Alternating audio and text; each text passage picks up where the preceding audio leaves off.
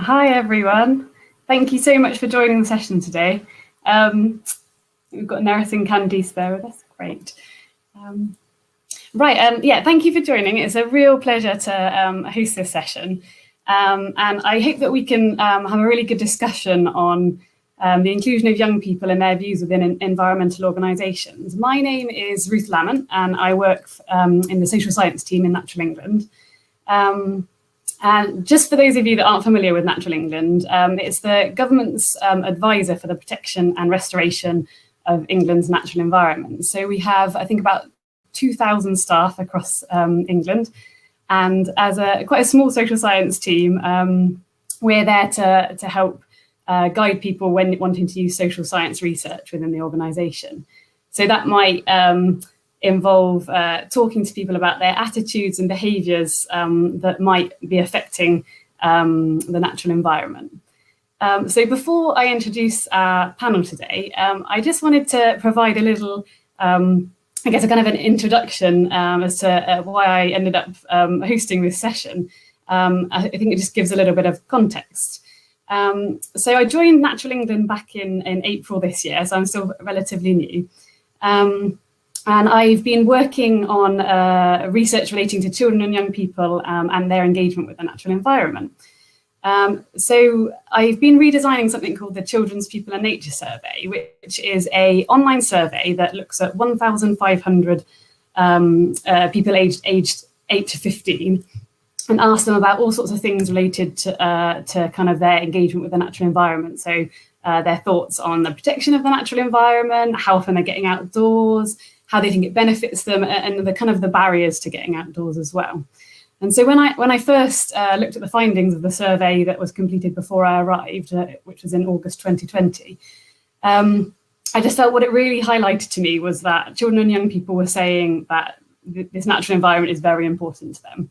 So 8 in 10, just a nice stats for you, 8 in 10 agreed that being in nature made them very happy.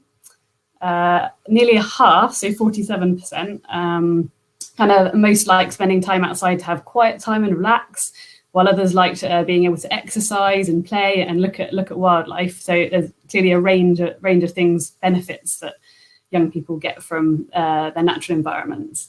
But then when we looked at their views on protection for the environment, we had an overwhelming percentage of 78% that said that protecting the environment was important to them. And 82% said that they would like to do more to protect it. So the reason I'm telling you all of this is because I just think it really stood out to me that young people, even the youngest of our group, really care about the natural environment. And we're seeing this might be from an innate connection with the natural environment, or it might just be that children are now being taught more in schools about the importance of looking after their natural environments. But so it kind of brings me back to the aim of this session. I just wanted to discuss how we as organisations that shape the programmes, the policies and the research and messaging around the natural environment, how can we better provide a platform and a voice for young people? So I kind of put in the title of this that it's youth voice, but some people call this youth participation. Quite often people use the term young advisors. But I think in essence, and I would love to hear opinions on this, but I think it's about young people being more than just participants in surveys like the one that I described that we've completed. And it's about them having this opportunity to express their views and shape decisions and issues that really affect them in relation to the natural environment. So yeah, we don't aim to be prescriptive at all in this session, but we really just would like to have a good discussion about the opportunities and challenges that there are within youth participation. So I'd really love it if you would get involved and post in our chat bar to your right. And I think Ellie's now going to post a little question that we had just to get things going. And it's just asking you to, in one sentence, describe an example of youth participation that you've seen. And so like I got the example of Groundworks Youth Advisory Board, where young people shape the organisation, business planning, programme design and campaign development. But we would love to hear a range of examples. You don't have to follow that Youth Advisory Board kind of template. Yeah, so today I really wanted to invite a range of individuals to help us kind of think about this topic. And unfortunately, one of our speakers, Isha, was unable to make it at last minute. But we still have a fabulous duo, Neris Jones and Candice Satchwell, who are going to kind of do some provocations for us and just say a little bit about the work that they're doing. Candice is from the University of Central Lancashire, and Neris is from the National Trust. So each will speak a little bit about and introduce their work better than I can. And then after they've done that short piece, we'll go through and I'd love it if you could put any questions you have on the chat and we can kind of pose them as a discussion amongst ourselves. So yeah, to introduce Candice a little bit better. So Candice is a Professor of Literacies and Education at the University of Central Lancashire. But she's also co-director of the Centre for Children and Young People's Participation. And so within this centre, it's very much led by a young researcher group called UCAN, or has a strong input from them.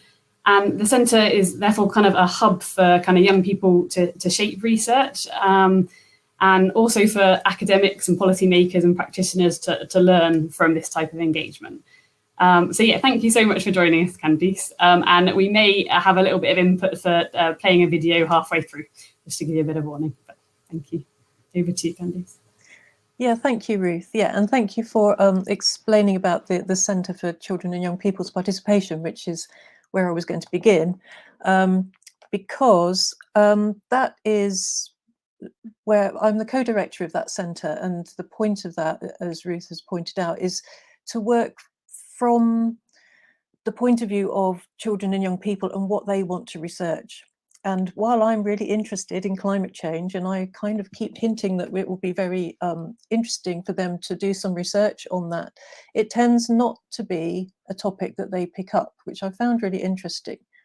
And the children and young people that we work with tend to be those who are disadvantaged in various ways. So children and young people with disabilities, learning difficulties, children and young people in care leavers, a whole range of groups, if you like, although we don't kind of put them in groups. We just, you know, we just all work together, and we don't necessarily categorize them as such, but they're generally young people who work with charities or with organizations who support them as well. So there is something about that group of young people which means that they don't necessarily have the energy or the capacity or even the thought that they might be able to do anything about issues like climate change and connection with nature. So I think one of the reasons I've been invited to talk to you is not just because of that centre, but because I'm also leading 2 research projects which are funded by the Arts and Humanities Research Council, which are about connecting young people with landscape. And that concept in itself is actually quite complicated for young people, you know, connecting with landscape. What does landscape mean? So we've kind of taken a step back, because the idea of that programme of research projects under the Landscape Decisions programme is that we are trying to encourage groups from the public to become involved in decision making about land, what happens to land, how it's used, access to land, and so on. And for the children and young people that we work with normally, that is not something they would even think about. But all the same, we are pursuing this when we are working in the best ways that we can with these groups. And it seems to us that the best way is to take them to those places. So we are working with children and young people from a variety of different groups, not actually with UCAN, which is the group that Ruth mentioned, because, as I say, that wasn't their priority. But we are working with, for example, children in a deaf school, a group of care leavers, children with disabilities. We're working also with adults with who are learning disabled, adults who have mental health issues and who are recovering from addictions. So there is a whole range of groups that through these 2 projects we are working with. But something else I need to mention is that it's only quite recently that we've been able to do any of these workshops, which actually involve taking these young people or these groups to places pretty close to where they live, but which they generally don't visit. And the premise of the project is that these kinds of young people who have physical or other disabilities are those who are very likely to be the ones who have the most to gain from being in those outdoor spaces. We all know that being outdoors is good for you. Outdoor spaces make you feel better, make you feel calmer. And I'll have a little video, hopefully, which just demonstrates that towards the end. But the fact that they have the most to gain and yet they're the least likely to visit those places means, I think, that something needs to be done. And so our aim is to connect disadvantaged young people with landscape through arts methods, which is what we've been doing. And that's the name of the project, name of one of the projects. So I'm going to try and share my screen with just a few slides, not very many.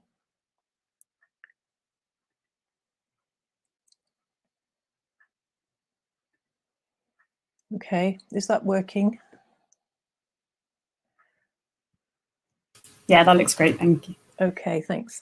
So yes, clearly this is what it's about. This is what the sort of sign we see a lot in the countryside.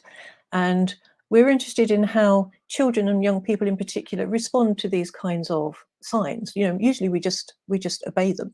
I know I do. If it says don't go in there, I don't go in there. But what does that mean? Why don't we go in there? Who does control what happens in there? What's that about? And these are things that don't necessarily occur to young people. Now, as I say, it's only recently that we've been able to start going out into the woods and nature reserves and so on with these different groups. Previous to that, we were in lockdown. And in 2020, in the spring of 2020, when we were hoping to be taking groups out into the woods and on the coast and all over the place, we couldn't do any of that work. So we worked with a charity in Blackpool, and we recruited 6 young people, 6 children. These were they were aged between about 7 and 14, 15. And we worked with the charity who delivered arts materials to those children, along with the food packages that they were already sending to the children and their families. So we packaged up some paints and papers and a kaleidoscope and mirrors and things that you can see in these pictures that allowed them to experiment a bit.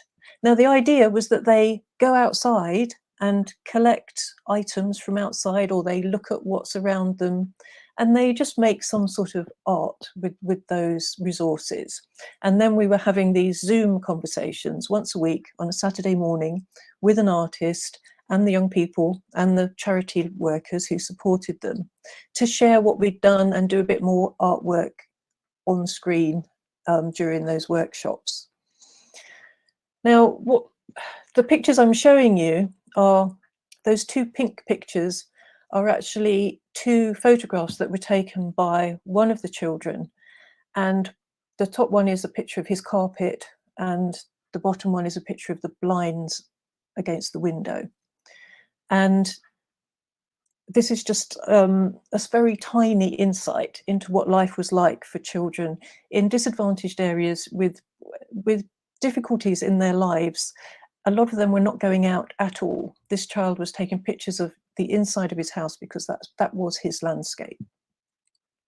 And it became apparent to us that this was only an exaggeration of what their everyday lives are like. They generally don't visit these places. So on a slightly more positive note, the children did also produce these colourful pictures, and they did imagine a field of bananas, for example, banana trees, and they used the mirrors to take pictures of nature and so on. And this picture on the right is an achievement because it shows a little girl who went to the beach, which was very, very close to her home, but she really didn't normally go there. But she went with her mother. She's got me and Mom in the bottom right. dolphin, seaweed, fish, the shell and so on. And she started to take notice of the environment, which is really close to her, the flat that they live in, but which they hardly ever visit. And to the left is a tiny picture of, on a luggage label of a pansy, which one of the children drew. And again, not something she would normally do, but she picked this flower from outside of her house and then came back in and drew it. And it was just the very first steps of connecting these children with nature. So a bit later on, we have been able to begin these workshops, and these are relatively recent pictures from workshops that we've been doing, as I mentioned, with those different groups. And in each of the locations and with each different group, we've been working with a different kind of artist or a different kind of facilitator. So the children on the right have been working with woodland workers, and the girl on the left has been in at a community farm where she's seen how that works and how community members are all contribute to growing produce and so on. She's just picking fruit there. And in the middle, we were on a nature reserve. One of these projects is specifically about multi-species storytelling and seeing ourselves as just one of many species. And these creatures that these people have made are representative of kind of combining species together, thinking about different species in relation to us in different ways. And I won't go into that now, but these are just some of the things that they've made in the outdoors using scrap bits of paper and metal and so on. And we've also spent 4 days in the woods with these young people who are from a local college. And on the right, you can see them identifying trees, which is something they'd never done before. They were learning how to light fires, to do whittling and so on. And the picture with all the smoke on the left is charcoal burning, which they did on the 4th day. And they learned all these different skills and things that were possible in the woods that they'd never thought about before. And again, this is very close to where they live, but they hadn't ever been there before. So what I want to do now is to try and play that bit of video, which I will, not sure how I'm going to do that. Okay. Can I just so I think stop the screen share, Candice. Yeah. And then if you do a new one by pressing the screen share again, and I think share sound. This might work. Yeah, okay. Correct me if I'm wrong, Ellie. And then pick the screen that it's on. Okay, let's see if this works. See if the sound plays. I just felt like I was going stir crazy, staring at the same 4 walls in my house day in, day out, and I felt like I was locked in a prison. And you know, it was so restricting, and it's so boring because you run out of stuff to do at home, don't you? And I just being outside. I don't know if it's the fresh air. I don't know if it's the calmness or the quietness, but it's just like clears your head. So I have a lot of different types of thoughts in my head, and it just when I'm outdoors it goes quiet and it's so calming and peaceful because my head's always so busy. To get these little breaks where my mind can just have that hour, 2 hour, 3 hour rest, it just makes me feel so I want to say relieved, but it's not that. Refreshed. And I always, whenever I go home at the end of the day, I just feel better. I'm just more in a happy mood because I've had that, freedom and that calmness to just relax and just do stuff that I would never do and meet people I would never meet. And, I wouldn't probably normally do this, but I think in small groups as well, it's not as overwhelming. So, and obviously,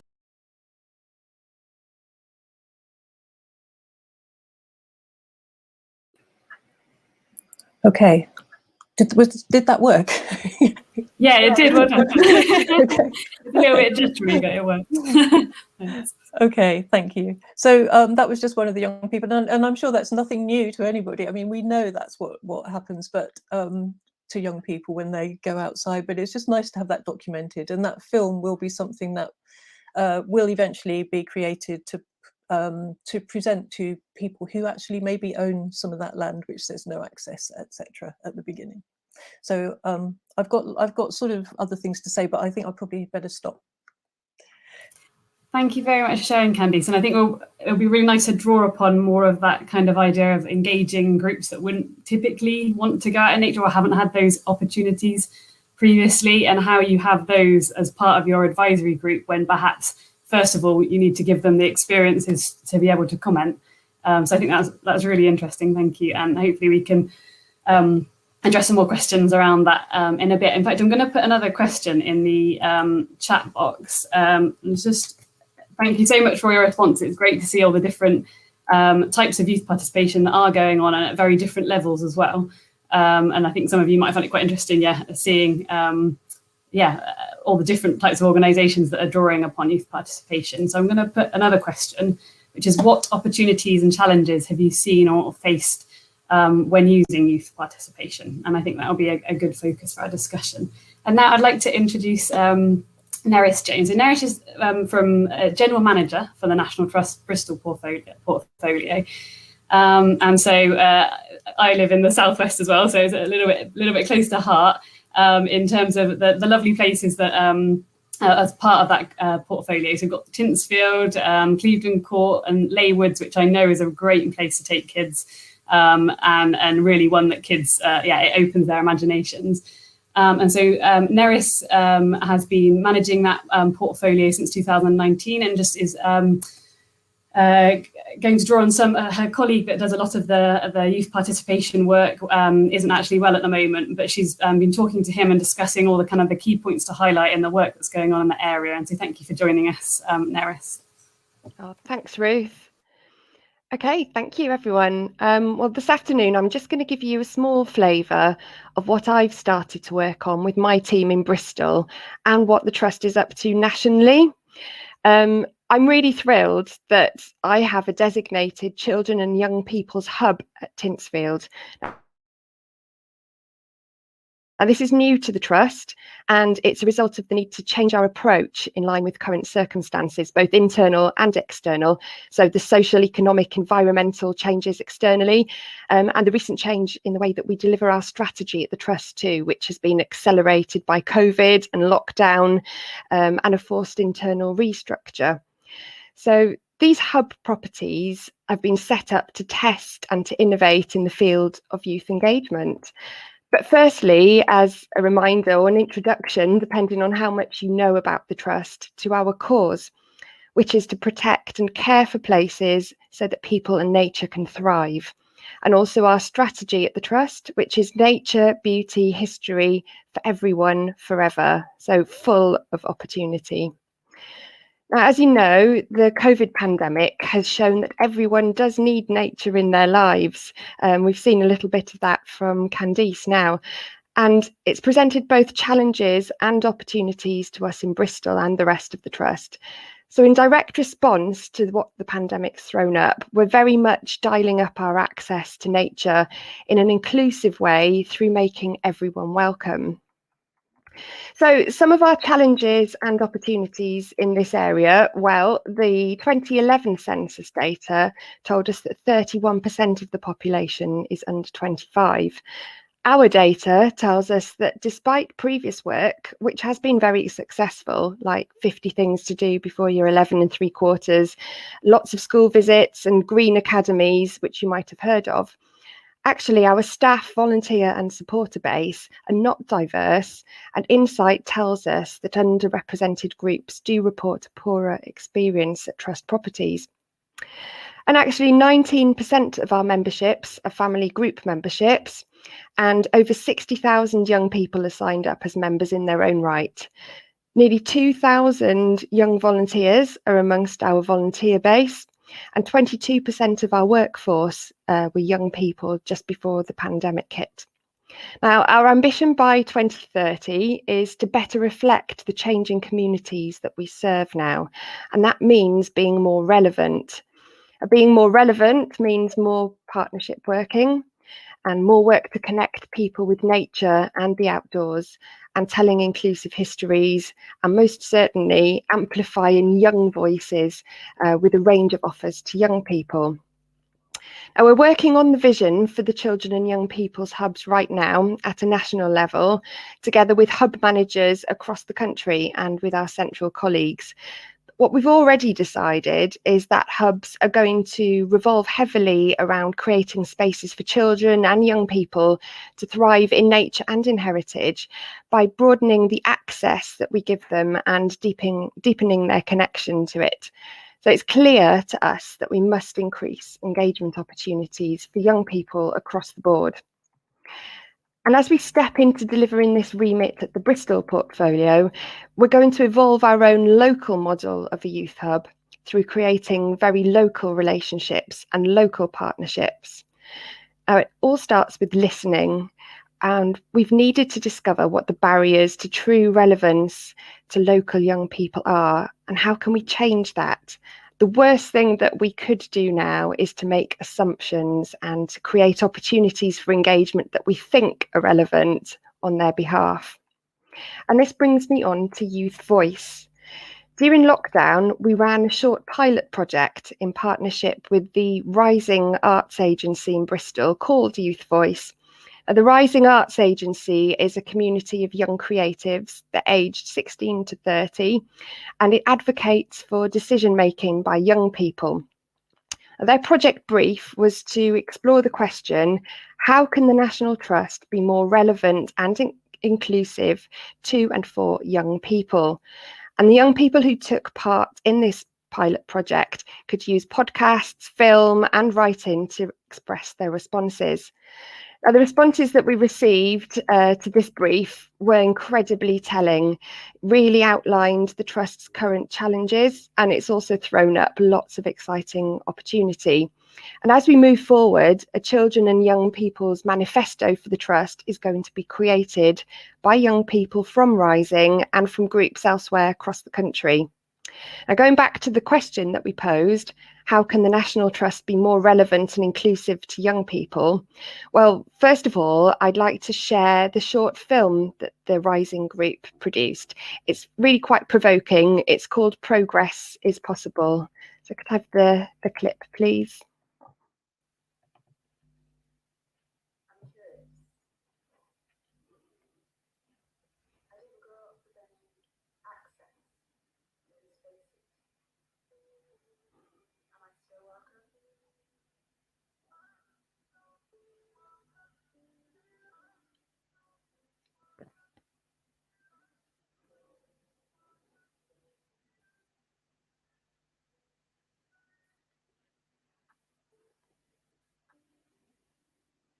Thinking, is it really for me in this place? Because they would say my heritage doesn't line up.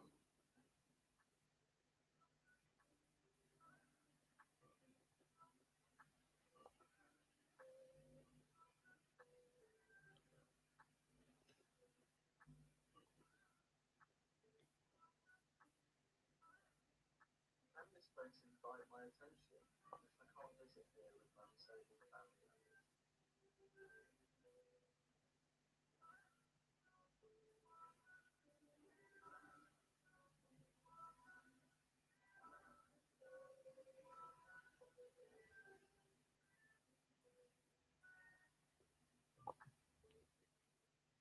What are they communicating about the history of the site? How are they communicating the history of the site? I was thinking, can it really be mine, this place? I haven't figured out ways to connect.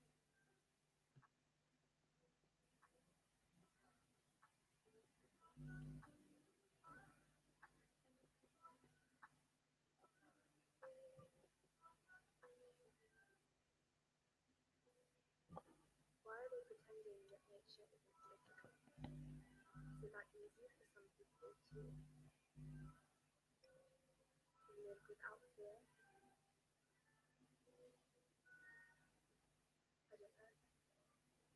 I don't know what that's like.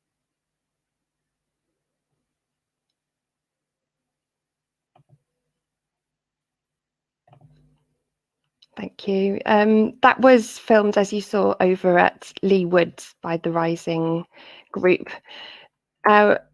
I'm going to follow that by reading some quite thought-provoking comments from the young people who took part in this pilot. And our job in the Bristol portfolio now, and for the Trust as a whole really, is to reflect on these and to use them positively, because they're a great opportunity as we start to develop these hubs and a vision for the future that is relevant to what young people think and feel right now. So we asked for initial thoughts about the National Trust, and this is what we got back. Things like, before I took part in this pilot, I thought the National Trust was just about preserving rich people's houses. I'd seen National Trust logos out and about on walks, but I hadn't engaged with the spaces too frequently. It's strange though, because I actually went to school 5 minutes away from Tinsfield and I was totally unaware of its existence. I've learned now that I've spent lots of time on National Trust land growing up, but I just hadn't made the link because it wasn't visiting an old building.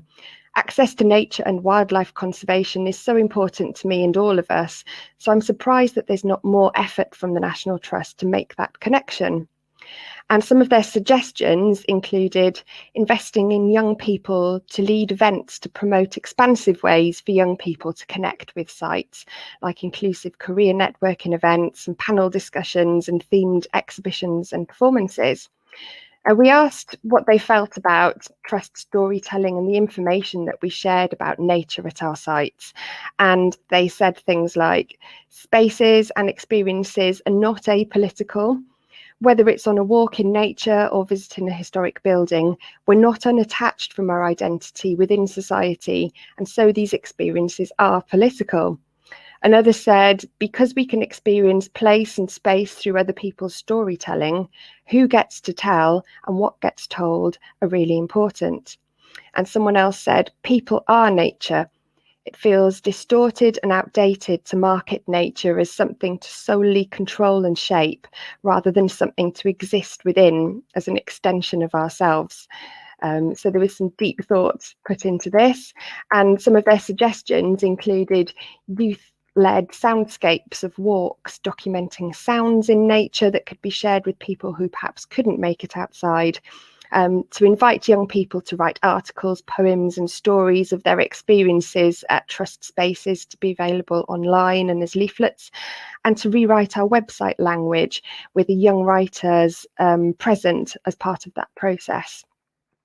And then they came on a walk to Tinsfield, and again had lots to share about their feelings. So one said, connecting to nature can be powerful and liberating, but it's especially difficult to feel connected with nature when there are restrictions and social etiquette, unspoken rules on how to behave, like not climbing trees in Tinsfield. It feels like trespassing on someone's garden. And someone else said, on our walk, we identified something the Trust isn't aware of, that their sites are marketed as places to escape from society and appreciate the beauty of nature and historical sites. But for lots of us, historical sites and celebrating wealth and conserving the properties of rich families, well, that doesn't feel like an escape from society. For me, that feels like a place to learn about inequality. And then finally, we asked, how do you feel on having a continued relationship with the National Trust? And we were told there's a difference between saying that we're all welcome and then making sure that all truly do feel welcome. And finally, somebody told us, I feel the longevity of the National Trust depends on them being able to build a sense of community with young people and welcoming young people. There's a difference between welcoming young people online and then actually investing in those relationships and building that community so that young people care and keep coming back. So that articulates our challenge really well, and incredibly honestly, we're only just started on this. We're right at the beginning of this journey, and we're really excited about it as part of our new Children and Young People's Hub. Our vision is that all children and young people can connect with nature and beauty and history. And our mission is to create that space for them here in Bristol so that they can thrive in nature and heritage and broaden access and meaning for them. And that's me. Thank you. Thanks very much, Noah. That was incredibly honest, like reflection, and the challenges that these young people have posed are really quite enlightening in some ways, aren't they? That one about inequality, and how that is, it seems to be a cultural divide for them in going to these places, and that's really come out in the comments from people that are attending this session. Thank you for those that we've got here.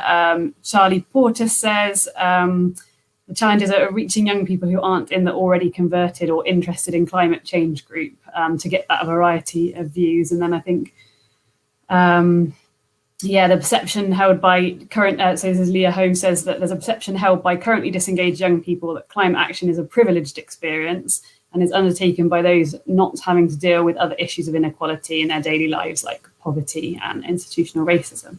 I wonder, Candice, I know that the projects, they're still going on, aren't they? And so I wonder if you've got any insights into that. And I think your kind of approach, that's why I was kind of interested in what you're talking about, your approach of actually first acknowledging that seems quite important. Yes, absolutely. Yeah. And yeah, it's really interesting seeing these comments. And I tend to agree. It's tricky. And you know, when I at the beginning, when I was saying I kind of want them to take up the young people that I regularly work with, I want them to take up this idea. But if that's not what they want to do, then it's not up to me to tell them that that is what they should be doing. But given the opportunity and the funding to spend on this project, these landscape projects, which I have got the fund, I've got the funding to do that. And what I want to do with that funding is to create these opportunities to take these groups who wouldn't normally go there to those places so that they can experience them, and then make these very small changes. So for example, what I'm hoping is that the young people who've been out into the woods are going to go back and tell their college principal, everybody should be able to do this. Why isn't this on the curriculum? And then take that back to schools, the schools that they went to and the primary schools. One of the issues that they came up with is that nobody wanted to come on this trip because there weren't any toilets. And then we had a big discussion around the fire. Well, why don't we learn how to pee in the woods, when we're 3? And shouldn't that be on the curriculum? These things that they can see could be changed much earlier on in order to allow these things to happen much more easily later on. So I'm sorry, I think I've gone completely off what you were asking me. But no, it's interesting. Sorry, go.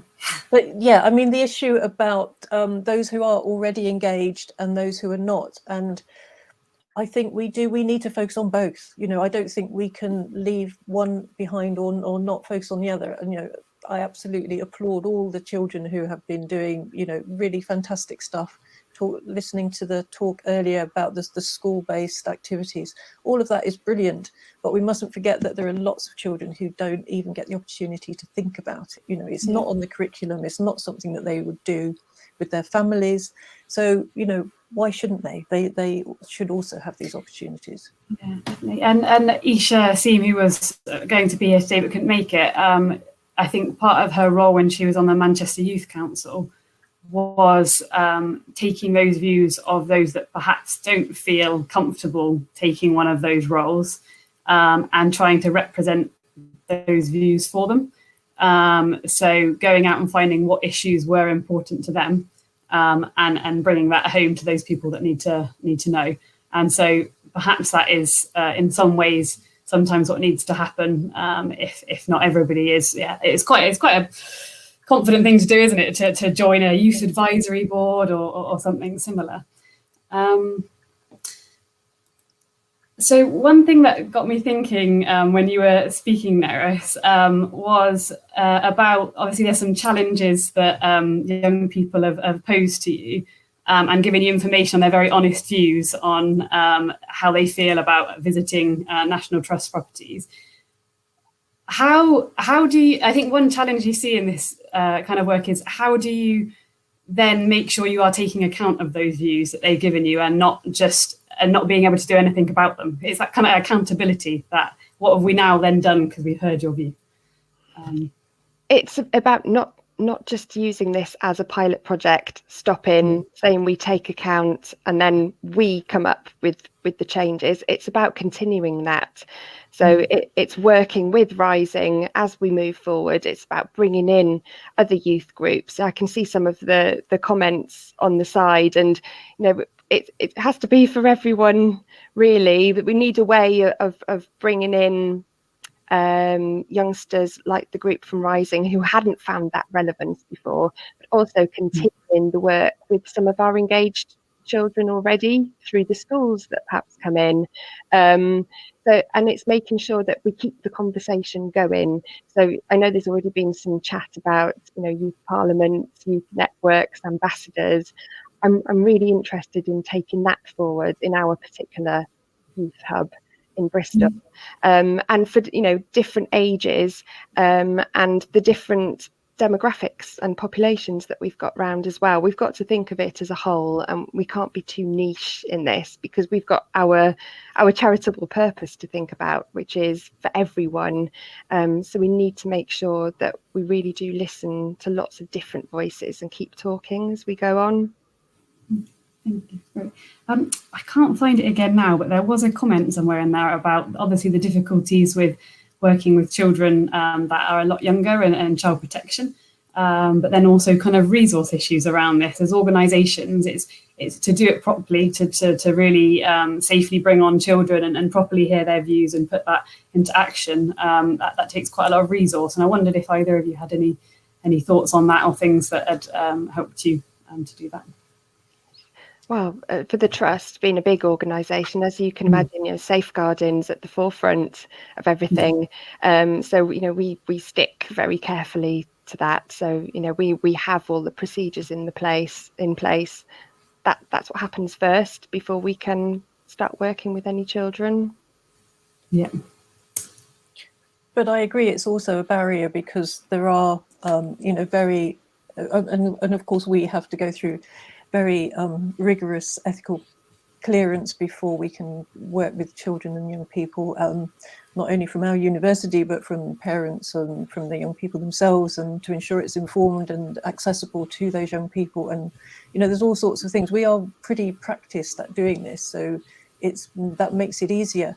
But the other point, I think, is about the sustainment and the real relationships and the authenticity of what they're contributing. All of these things are really important. And this is why, there is, as I was saying, that if you really want to work properly with children and young people, you need to have these really rich and developed relationships with them so that they do actually believe that they are contributing to something, that they are leading, that they are defining what their role is, rather than us telling them, well, we want you to answer this questionnaire, or we want you to do this project or this piece of art, or so on.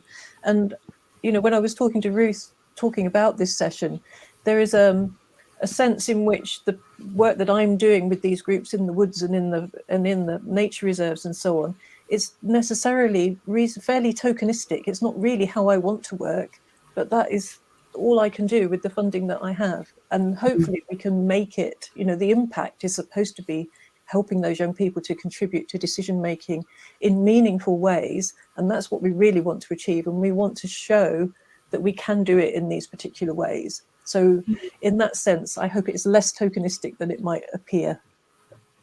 Thank you.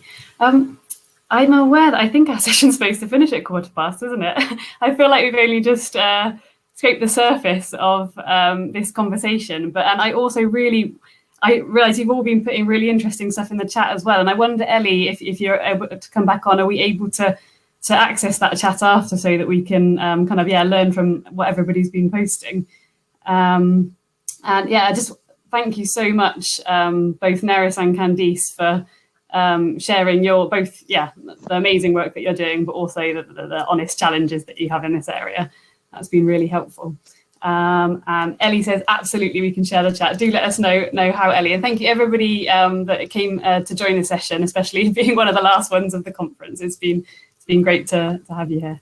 Okay. Thank Bye you. then. Thank you. Thank you.